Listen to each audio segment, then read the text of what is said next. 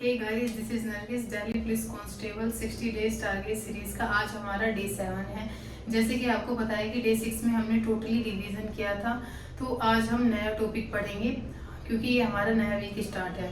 तो सबसे पहले हम बात करते हैं अपने जीके एंड जीएस की, जिसमें आज हम पढ़ेंगे हिस्ट्री में आज हम मगध एम्पायर पढ़ेंगे और पॉलिटी में संविधान के भाग पार्ट्स ऑफ द कॉन्स्टिट्यूशन, और हम अर्थव्यवस्था यानी कि इकोनॉमिक्स में पढ़ेंगे डिमोनिटाइजेशन, नोट बैन, और हम भूगोल यानी कि ज्योग्राफी में हम जल मंडल के बारे में पढ़ेंगे, हाइड्रोस्फीयर, और हम कंप्यूटर में आज एमएस एक्सेल के बारे में पढ़ेंगे। फिजिक्स में आप कोई भी एक रैंडम वीडियो या फिर देख सकते हैं चैप्टर से रिलेटेड, और मैथ में आप आज फ्रैक्शन करेंगे और रिलेशन बिटवीन नंबर्स करेंगे। रीजनिंग में आज आप कोडिंग डिकोडिंग करेंगे।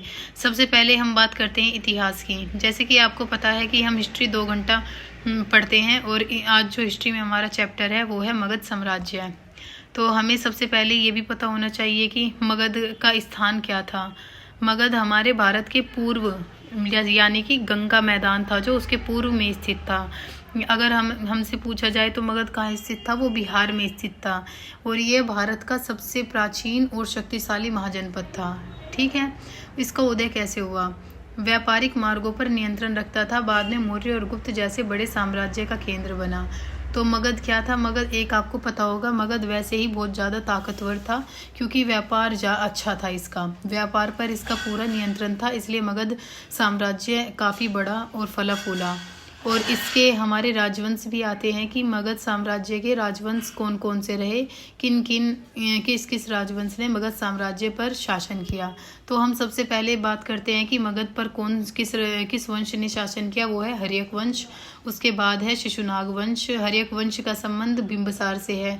शिशुनाग वंश, फिर नंद वंश आया, फिर मौर्य, और इन्हीं सभी राजवंशों के बारे में आप डिटेल में पढ़ेंगे। इनके प्रमुख राजाओं के बारे में भी पढ़ेंगे।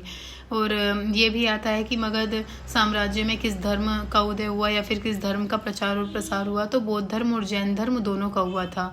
जैसे कि आपको पता है कि बौद्ध धर्म के अनुयायी हमारे बिंबिसार थे, अशोक भी थे। तो आज आप 2 घंटा हिस्ट्री पढ़ेंगे, वो भी अच्छे से थरली और डिटेल में पढ़ेंगे, और इसका प्रैक्टिस सेट भी लगाएंगे। अब हम बात करते हैं पॉलिटी की। जैसे कि आपको पता है कि राजनीति में आज हमारा जो चैप्टर है वो है पार्ट्स ऑफ द कॉन्स्टिट्यूशन, संविधान के भाग। तो आपको पता है संविधान के हमारे 12 भाग हैं। ये संविधान के हमारे 12 भाग हैं, आपको पता है।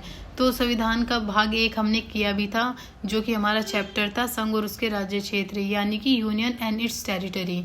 जो संविधान का भाग 1 है, संघ और उसके राज्य क्षेत्र से रिलेटेड है, ये आपको पता है। इसमें भारत के राज्य और यूनियन टेरिटरीज, केंद्र शासित प्रदेश आते हैं। ठीक है, संविधान के भाग 1 में। और आपको पता है कि संविधान की संरचना कैसे हुई है। संविधान की संरचना जो हमारा बेसिक संविधान है यानी कि मूल संविधान है, उसमें हमारे आर्टिकल्स यानी कि अनुच्छेद उसमें 395 है। उसमें अनुसूची यानी कि शेड्यूल्स उसमें 12 हैं, और उसमें 22 उसमें क्या है 12 भाग हैं। ठीक है, अब हम बात करते हैं इसका महत्व क्या है कॉन्स्टिट्यूशन का।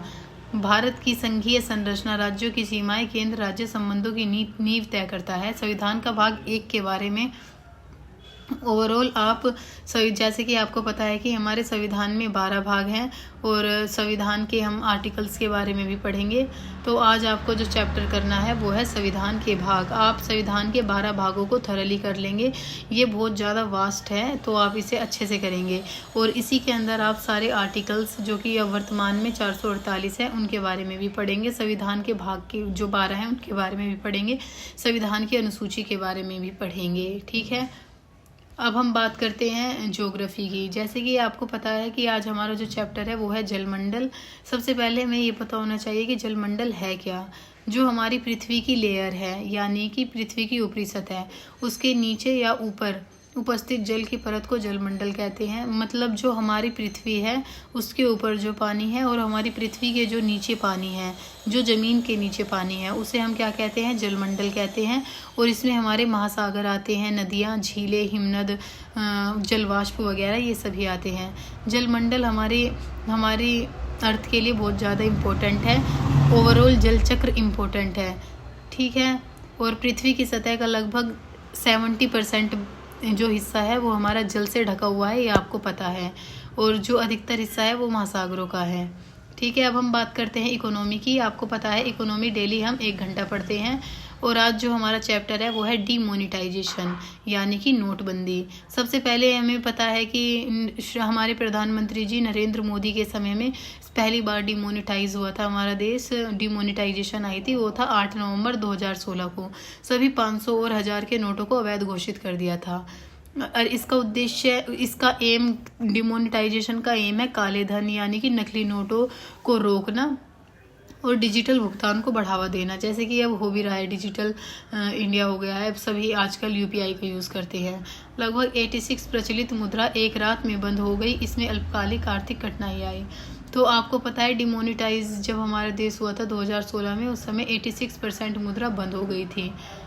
कुछ हद तक नकली नोटों पर नियंत्रण हुआ था, परंतु नगद निर्भरता पूरी तरह समाप्त नहीं हुई। ठीक है, तो आप ये सारी चीज़ें पढ़ेंगे आज डिमोनेटाइजेशन के बारे में, 1 घंटा अच्छे से पढ़ेंगे और इसके क्वेश्चंस भी देखेंगे जो प्रीवियस एग्जाम में आए हुए हैं। अब हम बात करते हैं कंप्यूटर की। कंप्यूटर में आज हमारा जो चैप्टर है वो है MS एक्सेल, माइक्रोसॉफ्ट एक्सेल। आपको बताया था मैंने, इसका यूज़ कैलकुलेशन के लिए होता है और ये एक स्प्रेडशीट सॉफ्टवेयर है। इसमें रोज़ होती हैं, कॉलम्स होती है। ठीक है, ओवरऑल जो हमारे पास डेटा होता है उसे हम इकट्ठा करने के लिए MS एक्सेल का यूज़ करते हैं। इसका यूज़ कैलकुलेशन के लिए, ड्राइंग चार्ट वगैरह बनाने के लिए, वो भी कैलकुलेटेड चार्ट बनाने के लिए इसका यूज़ होता है। इसमें सेल, वर्कबुक, फॉर्मूला, सम, एवरेज, इसके सभी ये फॉर्मूले के अकॉर्डिंग चलता है। इसमें मल्टीपल, डिवाइड, सभी ऐड का फॉर्मूला होता है MS एक्सेल में। अब हम बात करते हैं मैथ की। जैसे कि आपको पता है कि मैथ में आज जो हमारा चैप्टर है वो हम करेंगे fraction and relation between numbers. मतलब हम नंबर्स के बारे में पढ़ेंगे आज। जैसे आपको भिन्न के बारे में पढ़ना है, संख्याओं के बीच में संबंध के बारे में पढ़ना है। आप ये चैप्टर कोई भी एक वीडियो देख लेना आप इसके लिए, और आप प्रीवियस ईयर के क्वेश्चंस लगाना इसके, 1 घंटा आप ये करेंगे। अब हम बात करते हैं रीजनिंग की। रीजनिंग में आज हमारा जो चैप्टर है वो है कोडिंग डिकोडिंग। इसका मतलब होता है हमें कुछ पजल्स किए हुए शब्द दिए, लेटर्स दिए होते हैं, उन्हें हमें सोल्व करना होता है। इसमें हम लेटर भी हमें पजल करके दे सकते हैं, जिनमें रिलेशन होता है वो हमें डिकोड करना पड़ता है। इसमें नंबर, सिंबल, मिक्स्ड डिकोडिंग, तो आपको ये आज कोडिंग डिकोडिंग करना है। अब हम बात करते हैं करंट अफेयर की। मैंने आपको बताया है कि डेली आपको 1 घंटा करंट अफेयर की वीडियो करनी है और उसके हैंड रिटन नोट्स बनाने हैं, तो आप वो करेंगे। और फिजिक्स में आप कोई भी 1 घंटा एक वीडियो कीजिए और उसे अच्छी तरह कोई भी एक चैप्टर उसका लेकर चलिए। अगर आप इतना भी कर लेंगे तो आपके लिए दिल्ली पुलिस कांस्टेबल की तैयारी के लिए बहुत ज़्यादा हेल्पफुल होगा। अगर आप जो मैं बता रही हूँ ये सारी चीज़ें कर लेते हैं तो निश्चय ही आप ज़रूर ही आप अच्छा स्कोर करेंगे और सिलेक्शन के करीब जाएंगे। आई होप आपको ये वीडियो अच्छी लगी हो। मुझे यूट्यूब पर सब्सक्राइब करें एंड इंस्टा पर फॉलो करें। थैंक्स।